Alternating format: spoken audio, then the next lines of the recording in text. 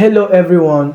We bring you greetings from the Crestas Media Studio. We are bringing justice to so many questions regarding marriage and relationship. So, we are opportune and privileged to have wonderful personalities in our midst, and I know that you are going to experience God through this interview today. So, here with us, we have the lead pastor of Kingdom Advancement Embassy, that is the Christ Christian Center, in the person of Mr. And Mrs. Oloche Ondachi. My name is Oloche Ondachi, the lead pastor of Christ Christian Center, also known as Kingdom Advancement Embassy. And with me is my wife. Mrs. Oloche Ondachi. Actually, before getting married, one's focus is not to be on marriage, because marriage in itself is a means to an end, not an end in itself. There is supposed to be purpose, pursuing vision, pursuing the mandates of God in your life, especially for a man. The Bible said God had given Adam certain purpose and a certain vision before the wife was given as a helpmate to that vision and that purpose. And so, of course, as a man, you should have focused on your vision. And as a woman, also, you are focusing on your vision on certain things, but also preparing yourself to be a help. Because sometimes we can get lost or carried away. As a lady, you can get carried away with pursuing purpose and vision and forgetting that you will be joined with another. And two captains cannot ride a boat. So usually one will have to submit themselves to the other. And there are also times where the woman is already going far in vision. The man can, or when they're after marriage, the man must see that he plays a part in making sure she fulfills that God is also helping her to do, while he is also being helped to fulfill what God is helping to. So I believe they should be in a position where they are both fulfilling purpose for him. You see, the life in itself was designed to be run on purpose. You will never be fulfilled generally until there is something you are pursuing. Yeah, so it's not just marriage. It's in life, in everything you're doing. There must be something you are looking forward to. Well, I was praying for marriage while still being focused on purpose and ministry and doing everything I was doing. But still, I was praying for marriage because I knew I was going to get married on time, and I started preparing myself for it while still pursuing purpose, because I was in school too during that period. So yeah, I was preparing myself spiritually, studying my Bible, praying, fasting, and I was reading books, not just any kind of books, but books that was growing my mind, growing myself, preparing me for relationship and marriage. And I was in school, focusing on career as well. And I was also growing my business. Yes, I was doing a business while I was in school, and I was also trying to grow the business. Okay. Wow. I think I can confidently say, without missing a beat, that we were both being prepared. Sometimes back, I was talking to my wife and I told her, I said, I don't just love you, but I also love the processes God took you through to become who you are. We're a summation of experiences, knowledge, decisions, and all of that. Some might be palatable, some might not, but at the end, the Bible says all things, whether positive, negative, or ugly, the Bible says all things work together, meaning both the sweet, the bitter, the pleasurable, and all of that works together for our good, because we love God and are called according to his purpose. So a man that loves God and is called according to God's purpose and working according to God's purpose, everything ends up joining for their good. So I can confidently say that everything I have gone through, and I also believe everything she has gone through, had made her this beautiful and amazing woman. Okay. We met in church. I attended Kingdom Advancement Embassy. I am still attending Kingdom Advancement Embassy. That was when we met. And first impression, okay. I don't know. There was no first impression now. Don't give that story. I'm not giving. No, but there was no first impression. It was just pastor and church member relationship. Yeah.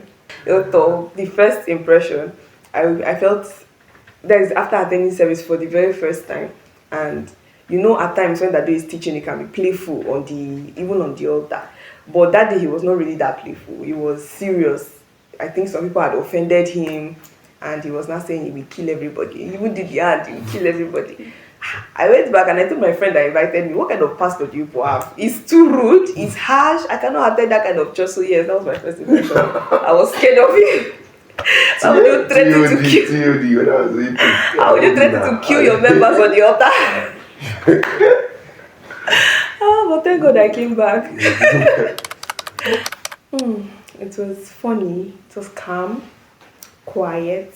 It was back in Lucas. Yes. The parlor there. I was eating cheese balls. I want to say it now. He bought cheese balls for me. Yeah, because that was what I told him that I wanted. And yes, we were just talking. So I asked her out over a cheese ball. What cheese ball power? Wisdom.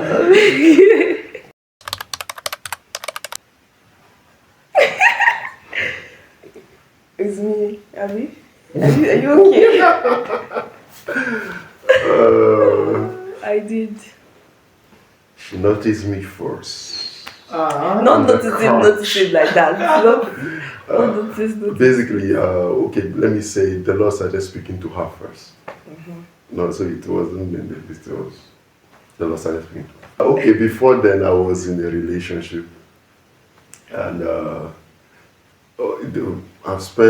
we spent 4 years, some months in the relationship trying to work it out. I don't believe in just relation. I believe whatever I'm going into should have should come to an end.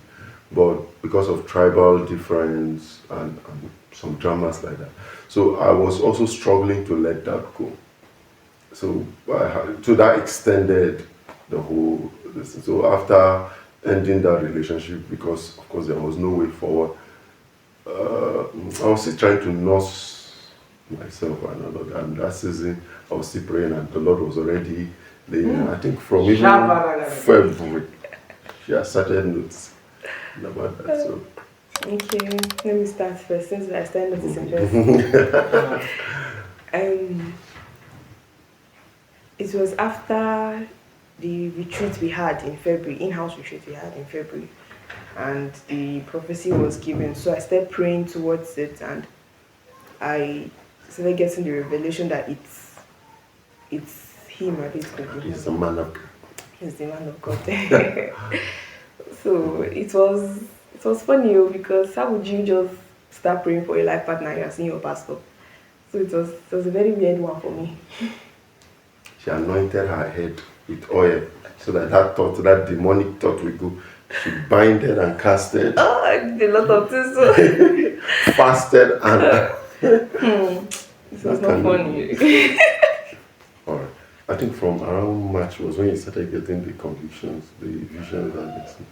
Alright. But for me, because I was still in a relationship in those seasons, so by May, I think early May, I've ended the relationship, and I told myself I was going to heal for some months or like about 6 months thereabout. But now let me say the backstory. Then I'm going to say what started happening. The backstory was that she later, because she got tired of the visions and all that, she told God, Lord, if He is the one, put pressure on Him to show me attention and show me that it is You.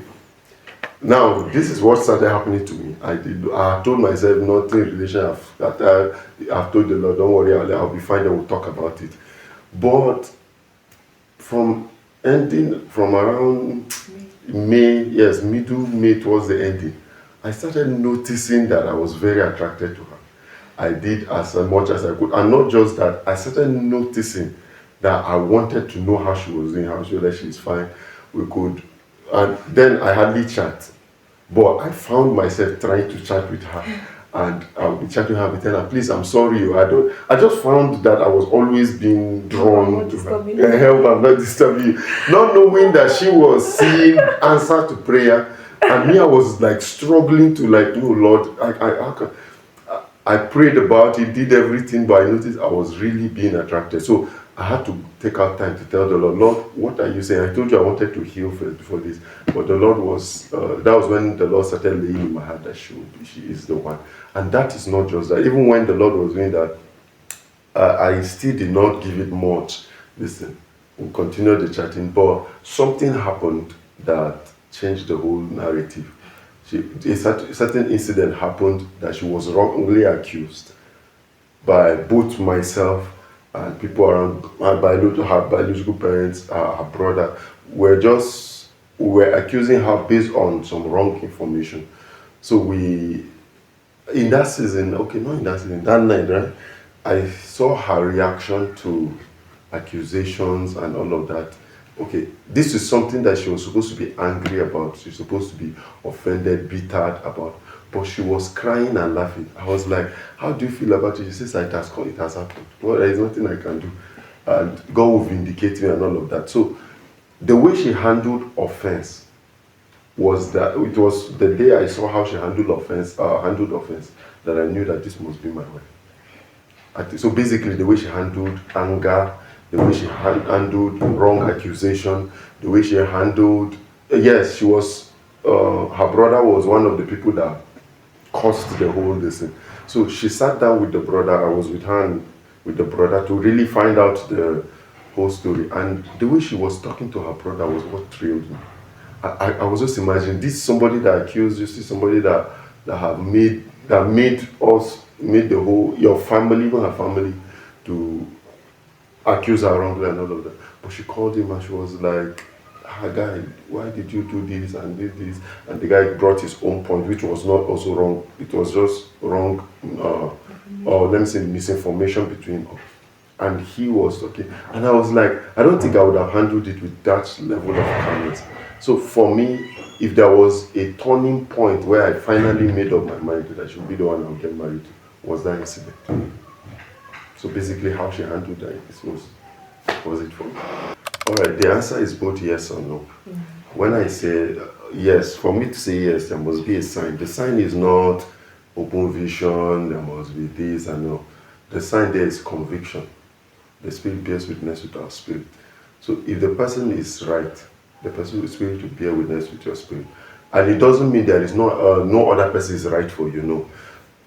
One of the things the Spirit tries to tell us is that this person is compatible.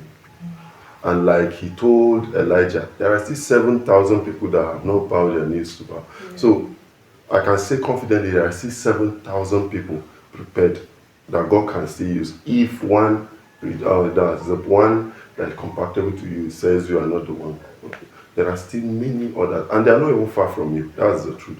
God does not put what you need really far from you. They are really close to you. Sometimes we need recognition. You need honor, in the sight of honor, to be able to recognize the people. 6 months, right? Actually, less than 6. Less than 6 months. Okay. Less than 6 months. Thank you. I think let me start by bringing some aberrations that people introduce into the body of Christ and causes a lot of trouble. People tell you there are about 5 stages to marriage. That's before marriage. Your first acquaintance with friends, then you date, then when you date, whether then you now court, then when you court, you now what, then marriage. All of that is not scriptural. From scriptures, you should all be familiar with it. So that's why usually we marry from the family. When I mean family, from the flock of God. Meaning, because many things people are trying to achieve in dating, being in the flock of God will do that. Which is, okay, we are dating to know ourselves. Know yourself. Then what's courting for? To also know yourself. It's not wise. Friendship should have done that. Friendship should have handled knowing yourself. You can be a friend to a lady, get to know it. It has no this and this friendship. The power of friendship over what people call dating is this. In dating, they've started introducing emotions, and emotions cloud the how am I going to put it? It clouds your judgment, basically.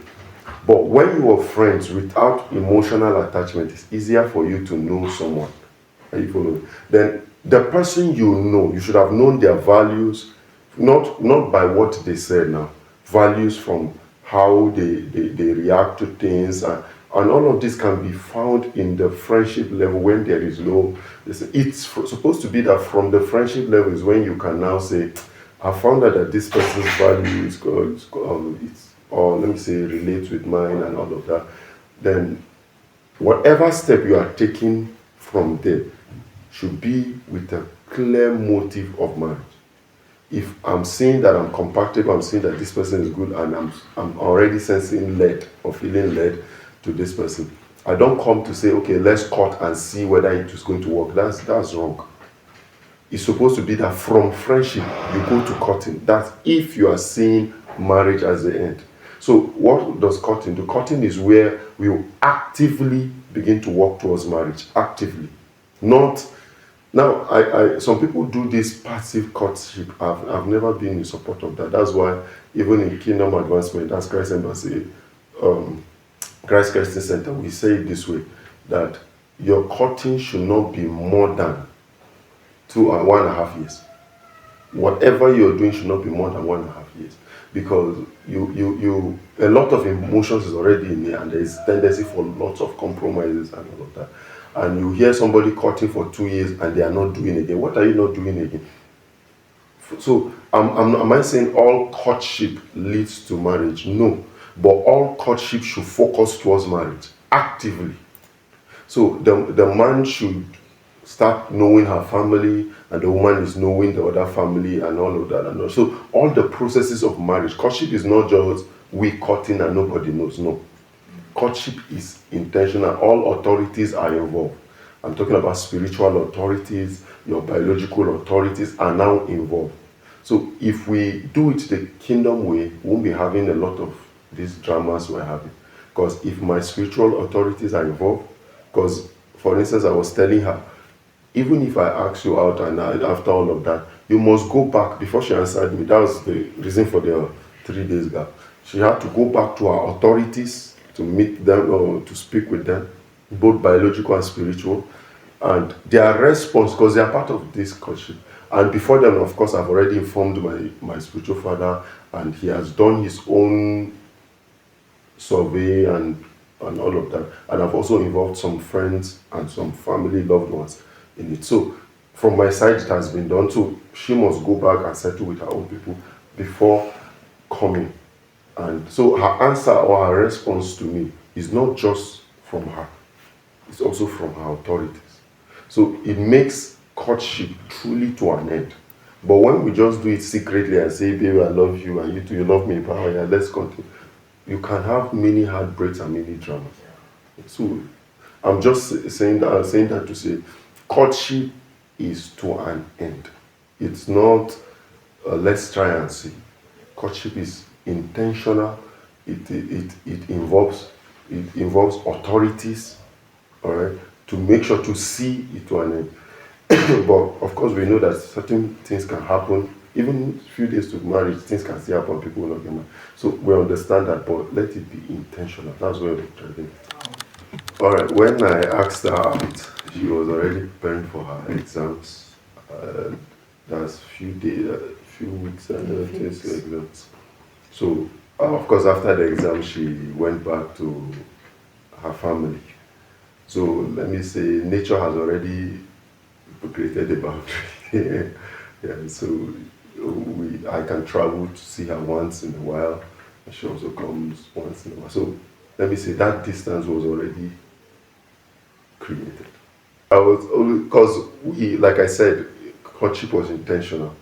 So I asked her out in June, July. I was already there to introduce myself to the family, and August, I think we had introduction August. So, like I said, we're already intentional about the whole thing. The whole families are already aware. So it wasn't a long thing that So let me just say the distance created the distance, and the proximity of the marriage, this thing also has created lots of different. So the role of spiritual authority during our courtship period. My spiritual authorities were there to guide me on decisions, what to do, how to go about it, ask me questions like, are you sure? You have to be sure before you enter into it. So this is the stage where you have to be sure. This is the stage where you have to be convinced and all of those things. So they also even made me to go back and pray about it again and still ask God, are you sure this is you? You are involved in all of this? Like, you can call it off now and it will not be a mess or anything. So it was their role in the whole courtship journey just made my conviction stronger, because their constant questioning also made me go back to also go and question God and ask God, are you sure? Are you sure I'm doing the right thing? Are you sure I'm taking the right step? Are you sure I'm not going to regret this? And apart from even that, I believe they also helped when we were having challenges with marriage. Yes. Getting, Yes.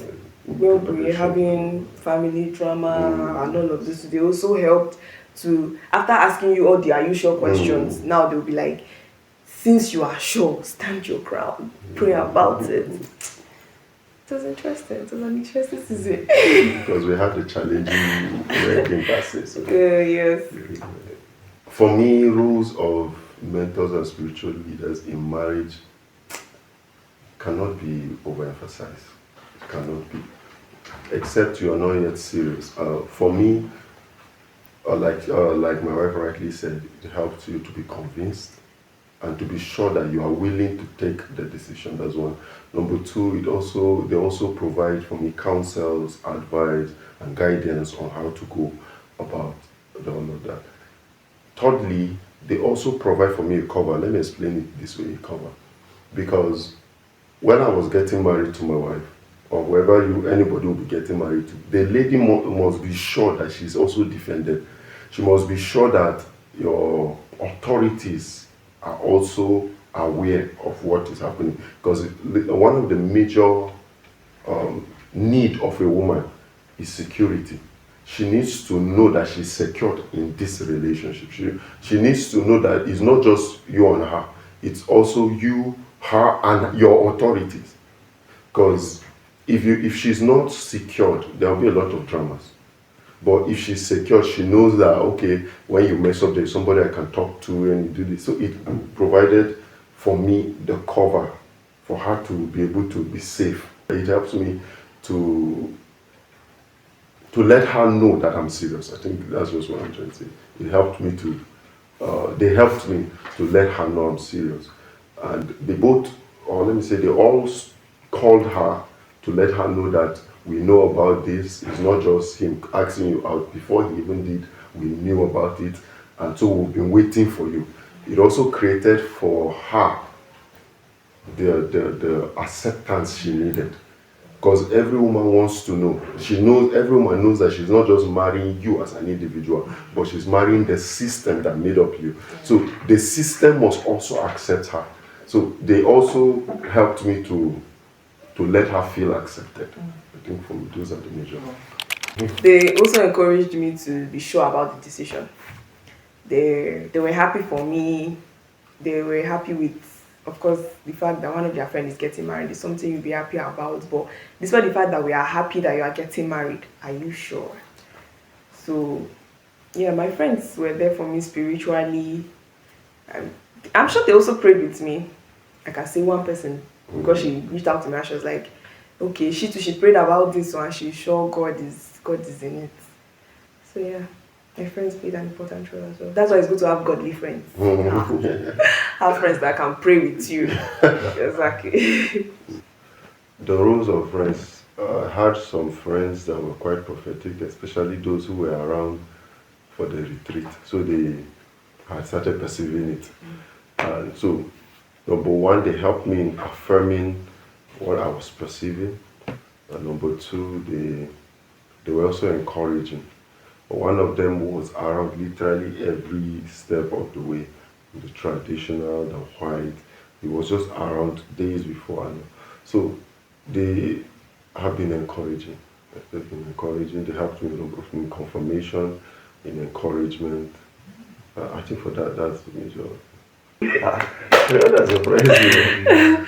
Okay, first of all, is how that's let me start with a good aspect. How open he is. He's very. I was not expecting.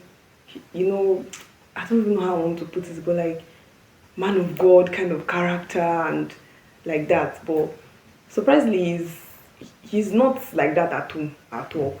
He's very playful. He's very open. Tells you everything. Whether he's joking, he's serious. He just tell you everything. Yeah. And one for not so good. um, is there not so good? I don't know, Naezi. There's not so good. There's good. All is good. All is good. All the surprises have been good surprises. There have been surprises I've been able to cope with, to go along with. To commit, they are bad, you are They are not bad now, but I don't know how I want to put it. Like all the surprise I've seen so far is they are good things. Like I've all his character that is surprising me are actually good things. They are not bad things, right? Well, it's both ways. Oh, like it's not every man of God that's like my man of God, and people running away from people running away from man of God. You cannot run, no. If it's, if it's your own, you cannot run. I mean, but the advice would just be just to know the person, like just know the person. Sure, men of God are not. They are different inside now. It's only on the pulpit or in public that yes, they are men of God. Except you go and jam a spiritual person, like you get. But well, no, there's nothing bad in marrying a man of God. Okay. Also, the playful part. I didn't know my wife can be that playful. I was expecting that, she can be very reserved, if you know, she's very reserved. But she's quite playful and very open. She can look for trouble. No. But the trouble is not, I mean, it's, there is almost no day we are not playing. Like morning, afternoon, even midnight, if any of us wakes up, is looking for the other person's trouble just to eat. And it's, I can confidently say it's been fun for me since I was telling her recently, I've never had a regret, man. I know people always say, hey, you're still young, it's just some months in the marriage and all that. Marriages have ended in months. Yeah. And I've seen marriages have crises in months. Many people have been telling us, don't worry, just after 1 year you will see. I will never see, and with that thing they are thinking, I will never see. We are also being intentional working towards that. She's my best friend. Like literally, I'm not exaggerating. This is not, she's my best friend. So this is what I think, I don't know what people are saying. For me, it's our conversations, like it's always I don't know, but anytime we are discussing, like especially when we are seriously talking, forgetting about the play, I love how his mind is and how I feel like he understands everything about my own mind. Like we think alike. Let me just say like that. Like there's sometimes we'll be just and he'll be giving some points, and I'll be like, this thing was in my mind. So for me, one of the most interesting parts of being married so far is how we share the same ideology. What for me is beautiful in marriage has been the happiness. Yes, I've always had this desire that my home should not be a boring home. It should be a place where I will always find joy and I'll always give joy because we work towards that intentionally. Even at work, my people know at work that if it is time, I'm already agitated. I'm like, no, I need to go home and see my wife. Of course, people have their suspicion of what they think you are saying. But for me, it has been the fact that after the stressful day, I will come home and we'll laugh. We will laugh. everything for us is an opportunity to make another person laugh. Everything. Things that even would have caused us to have misunderstanding is also another reason for turning it into a joke. And another beautiful thing is I can rebuke my wife while laughing, and she knows I'm trying to rebuke her.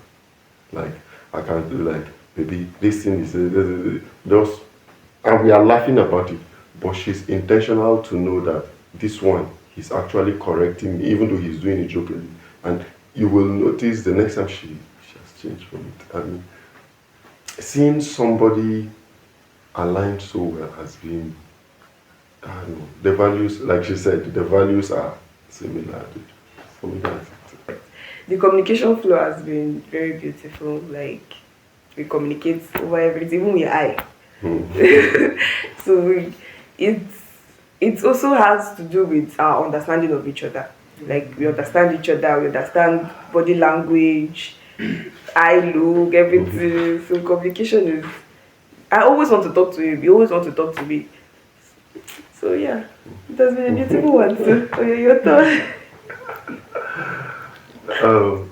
The communication flow, like she said, truly has been, it's been wonderful. She's somebody that, okay, of course, I'm a pastor, there's a pastoral part of my life. So there are things I may not be able to tell, not because it's my life, but of course, people counseling and all that. So she's a wonderful person. She's somebody I can say, baby, this one, we're not going to talk about it. And she doesn't even care. As long, just, we cannot talk about this, we cannot talk about it, she's okay. The one we can talk about, we will explore it to and fro. We can gist the same gist over and over and over. And it's still fresh every time. For days. So I believe it's not even about what we are saying. It is far much more about to whom you're saying it to and the heart connection. So we just use communication as a means to enjoy that connection. We are all adjusting, but I'm trying to even understand which. Yes, I'm adjusting to time. Let me explain it. I found out that it's common to women. So I'm adjusting to that reality. We can be going out by 5, and 5, she's still not ready. Of course, as guys, it doesn't take us 2 minutes to finish everything. So I'll be ready waiting. I think for that part, I'm still adjusting to that part of time. Coming out on time. I come out on time. Okay. But we all get it. So I'm adjusting to that. Okay, for me, it has been adjusting to his mood because he has different moods for different occasions. If he's preparing for service, there's a mood. If he's studying, there's a mood. If he's thinking about a lot of things, there's a mood. If he's operating his food, there's a mood. So adjusting to that mood has been one of the biggest adjustments for me. Knowing when to talk, when not to talk, knowing when to pass quietly, when not to pass so that you don't distract him or whatever he's doing. That has been the only adjustment for me. You are doing well in that aspect. Number one for me is friendliness. We're always, I don't just see her as my wife, I see her as my friend. So that state, because after all is said and done, the basic foundation for our interaction is friendship. So that number 2 is, I would use the word understanding, but not just totally understanding that way. Understanding one another on different bases, conflict resolution. Like she said, there are times she understands mood. She understands, okay, sometimes I withdraw and she wants the attention, but she understands that, okay, he's having a meeting and he needed time alone. So she, that's what I mean by understand. So it's not one understanding in the sense of one mystery somewhere, no. Just knowing when to do what and what to do what. Thirdly, I can confidently say be a giver. We forget that giving cuts across every form of relationship, especially in marriage. See, one of the people I love giving gifts to is my wife.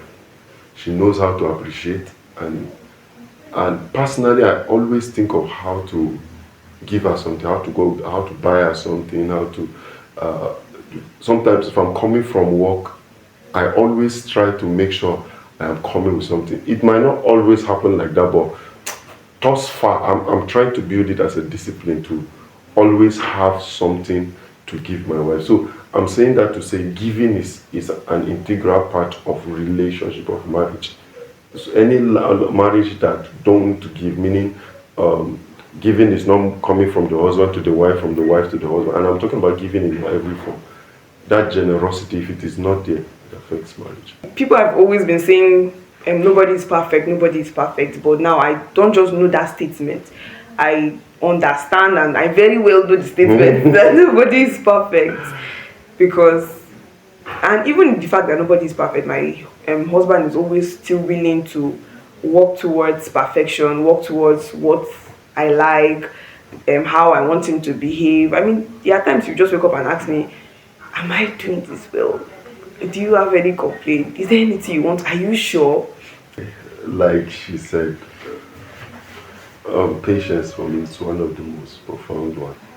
And when we say patience, people always see this kind of enduring the pain and all. The patience is just trying to understand with the person. We are both coming from different experience, different background. That understanding makes being patient easy. Sometimes if you don't know why people are doing what they are doing, you have the tendency of judging them based on your own understanding and experience. But if you understand that they had a different understanding and a different experience, it's easier for you to cope. So I think that lesson of patience for me in this pattern, and not the understanding of patience I usually hear people say like, oh, the person is going to abuse you, so be patient. The person is going to be wicked, be patient. No, the patience there is just the compromises that will come. Because, okay, I was saying I had certain understanding of how a man should be honored. She has a different understanding. And together we are still working on our own understanding. So it takes patience for me to come down from that my high horse of experience, and she coming down from her high horse of experience, and together we are building into our own experience. So that patience of always compromising, so that's what I mean by patience. For me, for people to even misunderstand things in marriage is because, first of all, their own ideology of what marriage is not pure. It has been corrupted by what people say, what people expect for marriage. They have not sit down really to look for what they want, or think of what or how their own experience in marriage should be. So they enter into marriage with other people's expectation, thinking it's their own. They enter into marriage with their mother's expectation, their cousin's expectations they see online on social media and all of those things. They enter into marriage with those ideologies, thinking it's their own, not knowing that it's not their ideology. So when they come into marriage, their own, what they want for marriage is not going to be clashing with what people have been saying about what marriage should be. So I think that's where the main misunderstanding of what marriage is comes from first, because people have not really sat down to really get to know what marriage should be for them, like what experience should marriage be for them. One of the things I've found out people misunderstand in marriage is it's actually a selfish thing. People come into marriage with selfish intentions. The woman is coming she's seeing marriage for herself. She's going to be the queen, she's going to be this, and the man is coming, I'm the king, I'm this and this. So every man of the house. So everyone is coming to take. Everyone is coming to take, but nobody is giving. So we see marriage, one of the mistakes we make in marriage is that many people see marriage as a platform to take, instead of as a platform to give. So I'm coming to bring something to the table. When I mean something to the table, I'm not talking finance or no. I'm talking about I'm coming to bring compassion, I'm bringing love, I'm bringing this. And the other person too, she's bringing compassion, bringing her own respect, honor, and this. I found out that if we do it the kingdom way, we always get the result that God desires, which is if one of the a lady's major desires is to be loved. So everything you do, she interprets it from the lenses of do you love me? But one of the major desires of a man is to be loved or to be respected and to be honored. So every other thing you're doing, he interprets it from the lens of do you respect me? Do you honor me? All right. So I found out that if I come to the table with love, loving my wife, loving this, and she comes to the table with respect and honor, at the end, what we are both looking for, we'll get. But we don't get it by taking. We get it by giving. It's one less powerful lesson I've learned in marriage, that it is about giving, not about taking. That you will later find fulfillment in the giving than in your taking. So many contentions in marriage is because everybody is coming to take, but there is nothing to take. So I am now disappointed with you that you are not giving me what I should take, or you are not giving for me to take, and the other person is also disappointed that you two are not giving for me to take. But if we all come with the giving mindset, we'll always find that we'll have more than enough to take. We have spiritually. We have morning devotions, we have sessions of listening to messages together, we have times of praying together. It's just basically what works for you. Okay. And even that sometimes, for instance, I've missed few devotions now. I cannot confuse you. But because of work and all of that. But she still makes sure she sustains that. And like she said, sometimes I think Saturdays are some of our days, because those are some of the days I am free. And we listen to particular messages together. And we do. So it also helps us to be aligned. And also, if I'm perceiving something and maybe stay with it in prayer and over a while, it's easier for me to share it with her. And she also takes it as her own responsibility. So, first of all, very, very important, you have to get it right with God. Secondly, work on your mind. Just like what he said earlier about giving in marriage, it's not easy to give. Or giving it's not easy at all. So work on yourself, work on your mind, work on your beliefs, and then find out your traumas. Very, very important. Find out your traumas and work on them again. If it's something that you can work on by yourself before you even enter marriage, because there are some that you might not be completely able to work on before getting married, but find out what your traumas are, find out things that you know will be able to hinder you in a relationship. Yeah. Oh, I think she has said a lot. This is the truth. You must prepare for marriage. Pursuing purpose does not also replace your working on yourself for marriage. Before I even got married, I've been preparing myself for a while now. And one of the ways I prepare myself is I know I'm going to live with someone, and I have to give. I have to learn to give. So for some years, people are always staying with me. One, you always have somebody stay with me. The people might feel I'm being too nice, too kind for them to stay with me, but that's not the reason. I'm actually working on my mind to give, to know that I'm caring for somebody before she came. So I'm not struggling. It's not even a thought for me. It's like almost a second nature to care for somebody, to give. So she has come into that picture, and it's just normal. So we must work on getting married. When I mean getting married, not wedding now. You know that in your marriage you need to honor your man. Start learning to honor the male figures around you. Start learning to honor this. You know, as a man, you need to provide, you need to support, you need to defend, you need to protect. Start doing it. Especially those whom God has blessed with a sibling of the opposite sex. Meaning, as a guy, you have a female sister, whether elder or younger, or as a lady, you have a brother, whether male or older or younger, pardon. You should start using them as a practice, as your template. start practicing honoring the man, respecting the guy. It doesn't matter how the guy is stubborn, just do that. Have something in mind. I'm privileged to have a younger sister. I started telling my younger sister, I started learning to tell my younger sister, I love you, I love you, I love you for years now. So it's easy for me to look at my wife and say I love you because I've practiced it. It's not new. Or if as a lady you have elder or younger or elder brother, just honor them, respect them, show them that it will make it easy for you at the home. So whatever you just want to find in your home, start practicing. Because sometimes if you come to your home before you want to start practice, it might take time and you might have made many mistakes. But if you start practicing before the home, it will be easier. And she said something about traumas. It's very important. Many of us don't even know we carry traumas. We don't know we carry traumas from our homes experience. An average African home is a traumatized home. Yes, an average. My wife was talking one day and she was like, she thanked God that because she has certain expectations from home. For instance, it's our parents, some of our parents didn't show us a good example of a marriage, with all due respect.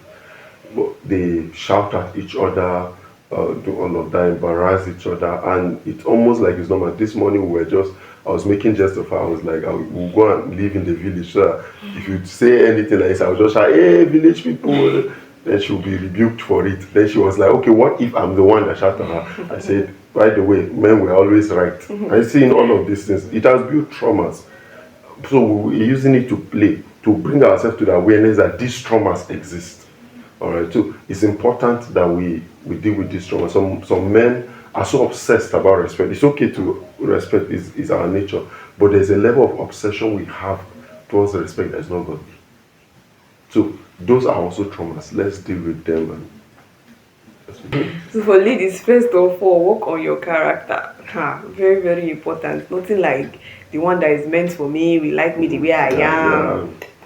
Nothing like that too. If people have spotted that this aspect of your character is bad, this thing you are doing that is wrong, work on it. Because I told one of my friends something one time, she was the way some ladies will be like, some ladies from Nigerian film now, you go to a bank, you meet a guy, then both of you fall in love. I'm like, for that kind of thing to happen in reality, it means you, first of all, what took you to the bank? If you want to marry a guy that gyms, you have to meet him in the gym now. So work on your character, and if, of course, you know the kind of person you are looking for, work on yourself to be ready for that person. Very, very important. You are going to marry a pastor and you are clubbing. How would you people meet? Like, where would the meeting even happen? First of all, it's not. So working on character is very important, and then growing your mind because especially the way the world is designed now, a lot of things, especially the feminism thing that is going on, a lot of things will just. A lot of people, ladies are even walking up and they don't even have ideas for themselves. They have not even found out who they are, even though they feel like they have found out who they are to a level. But when you sit down with them and you discuss with them, trying to ask them questions about themselves, you see that most of their ideologies is from social media. Like, social media has just poured a lot of things into their mind, and they are walking up and down with unrealistic expectations from innocent guys. So growing your mind now, leaving what social media says about the opposite person, trying to find out who he is first of all, expectation of who he should be from the word of God. And then you have books. Invest in reading books. I feel like every lady should love reading books. Invest in reading books, invest in getting good books, and also having godly mentors that you can speak to, you can ask questions in getting yourself prepared for marriage. Spirituality has a lot to do, like it has a lot of role to play. So I even feel bad, first of all, for ladies that are not really spiritual. So for me, especially when I knew that okay, I was going to settle down early, I started preparing myself, preparing my mind, and like what he said, using my brothers for practicals. Like, there are times my brothers will come in and I'll be like, sir, and even them will be like, why are you answering me like that? Because all of them I have all younger brothers. I don't have any brother that I'm older than. So using them for practice, it was very difficult though, because younger brothers at times. But I still did. I lived with a brother, and sometimes when, even though he's clearly wrong, but when you are talking, I'll just have to tell myself, okay, if this was my husband, how would you do it? How would you talk to him? How would you address what he's doing? How would you correct him without hurting his ego? Things like that. Yeah. And like this practice you said, like I said, that was one of the things that caught my attention. She really did the practice with her brother. Okay, for a man, how do you prepare for marriage? You prepare for the marriage in the 5 spheres of life. First one is spirituality. You must get it right spiritually. She said, spirituality is non-negotiable. You must get it right. How do you want to start a family on the platform of non-spirituality? That's in the beginning, God. God is always the foundation. So you must first of all get God right in your own life before you start. You bring another lady into your life and children. Then the second one is you must get it right mentally. Mentally, like my mother was saying, beliefs. You must get their beliefs right. You must be sound. Many guys are not intentional about their mind. Many guys are careless about their mind. They are careless. They are not working towards being sound mentally. One of the ways you impress a lady is by your mental prowess. Yeah, so if you are trusting God for a high-class lady, you must also be a high-class guy. What I mean by that, you must develop your mind. Ladies want to follow, and they don't want to follow an idiot. They want somebody that is sound, mentally ahead of them. And all that. So you must work on yourself to be mentally ahead. The next part is on your health. It's important you work on your health too. You can't be looking like, God forbid, and be trusting God for a blessed wife. You should work on your health. And when we're talking about health, your dressing. Sometimes, sincerely, we don't even try as guys. We believe, she don't worry, she's my own, she's your own. your bad dressing test, and what's wrong with the perfume? It's just light jewelry. Some things will get the thing done. See, I'll hear people say, nice haircut, all right, thank you. I'll hear people say, ladies are only carried away by what they hear. You are joking. They are carried away by what they hear and what they see. That's the balance. Yes, so that's why we talk about what they hear by your mental prowess. But also what they see, you should improve yourself. You should be proud enough to say, this is my guy. All right? That's so mentally. Fourthly, you must work on yourself financially. If money is good. Money, like we were talking about giving. One of the things that keeps the relationship is giving. And giving, money is part of it. Once in a while, buy 1 or 2 things and pay powerful. So money is important for a guy. All right. Then lastly, you must work on your living. Yes, the Bible says, for this reason shall a man leave his father and his mother. No lady wants to marry your father. It's you that they want to get married to, not your father, not your village people, not your ancestor. So she must see that the person she's getting married to can be independent. Because every home should be a new expression of God's kingdom. So she wants to know that you are responsible enough to start God's kingdom. And so you do that. I'm talking about leadership now, because all this I'm talking about, that's this last part, now, leadership. You must work on the ability to lead. A woman wants to follow. If she wants to follow, meaning she's looking for a leader. Should prove yourself capable to lead. Don't be intimidated with her results or her lack of result. Sometimes we're also in a generation and time where young men feel they should have a lady that got it all figured out. I assure you, if a lady got it all figured out, she will not be the one she will be looking for. All right. So I'm saying this to say, as a man, you should be willing to also help the lady figure things out and get things figured out. So I'm just saying leadership, get leadership right. Basically, that's what I'm saying. Red flag number 1. He doesn't have any spiritual authority. He's not submitting to anybody apart from his biological parent. There's nobody you can call when he does something wrong.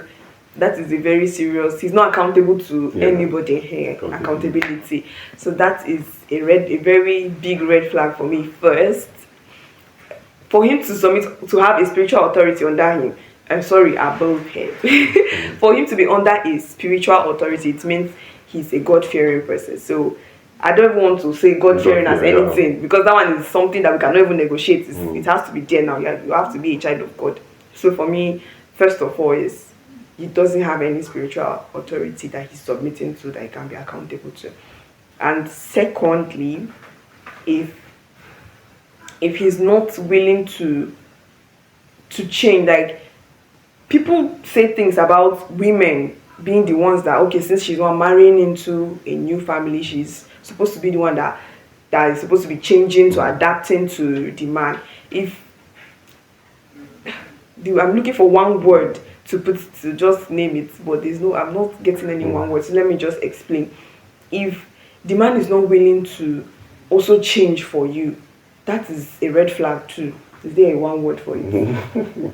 That is a red flag too. If he sees that everything should just be the woman doing, he's having the idea of he's always right, man of the house, and the man, stiff-necked person, is also a red flag. All of these things will show. Like, I've seen guys that we are just talking, the way their mindset is about women. Me myself, I'm telling myself, if this one have a wife, the wife is house girl. Like, she's not supposed to have an emotion of her own, like that. Stiff-necked. That is the serious word. And another thing is, if he's not a giver, if he's like this, if he's stingy, that is another red flag. Nothing like he will change when we are married. If you cannot start giving now, he will not give anytime soon. Number one, if my name starts with O. Well, alright, red flags. I think my wife has said it, or it's just for me to now turn it to the male. Number one, if the person if the lady does not have any authority over her. Any lady that had not had authority over her, you coming to be an authority over her, you guys have a long walk, because she's just learning authority for the first time.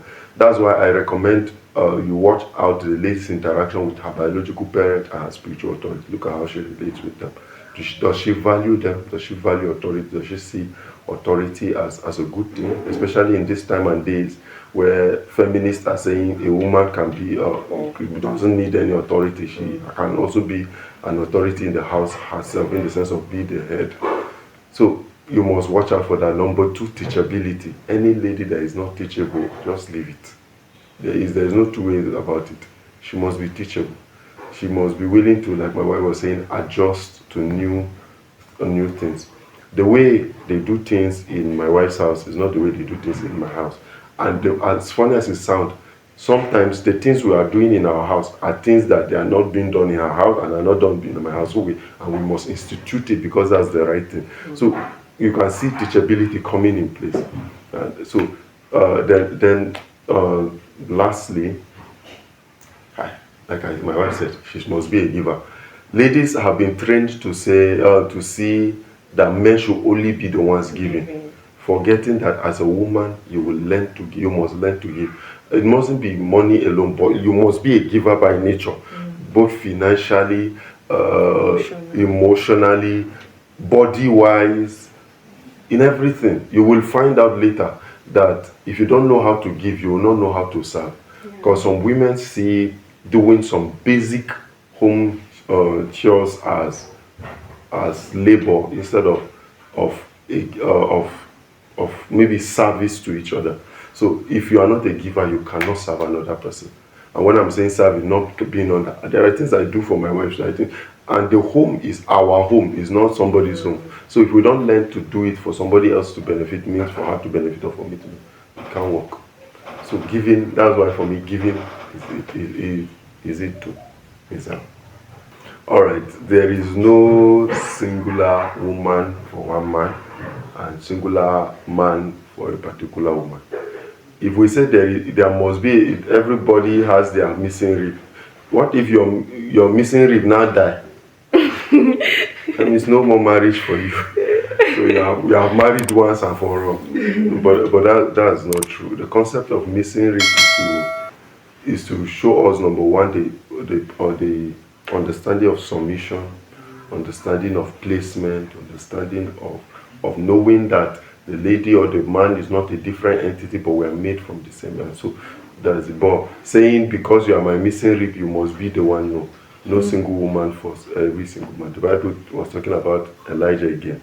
He said, I have 7,000 prophets waiting. So if that person no agree, another person go agree, and you'll be shocked that the other person that even agrees, even actually your missing rib. Go.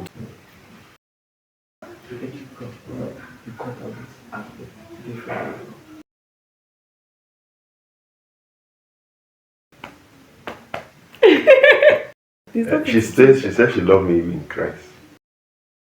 You never say, oh sir, we love you too. You see me, you said it, sir, we love you. That's not what they are asking now. I'm first. I agree, I'm the first. The emperor, the conqueror, the lion is here. Okay, don't drag it with you. It's more romantic. Her Royal Majesty. Apology to the admin. Just sorry. Oh, I'm sorry. I'm Sorry, sir. I'm very sorry. I didn't mean it that way. And you might be the one that is wrong because you should say sorry. One day I sat down to go through everything the Bible was talking about love, and I found out she fits it so well. So people, when I call her love, people think it's me trying to be romantic. No, but for me, it just describes her. Is that making me feel bad? Because you say, I want to say you're a bully. Put that one. You're a bully now. 3 words, 3 different. A giver. You're a giver. and he's also love. His patience, his everything. Stop doing this fake things, I think. All these canal things. Having God in it. Give me 5. Having God in it. God, godly married God. Yes. So the secret of godly marriage is what? Having God. That's having God and doing it God's way. God and God's way. So the person and the principle. I believe you are really, really blessed. You are impacted and you have taken a leap towards understanding what marriage is all about, what works for who, how it works, and actually the steps to be taken in order to ensure a successful marriage. We believe that you are really blessed. So thank you for watching us from the Crestas Media, and we say that if this is the first time of watching or coming across our media platform, do well to subscribe on our YouTube channel. Thank you for watching us and see you in the next video.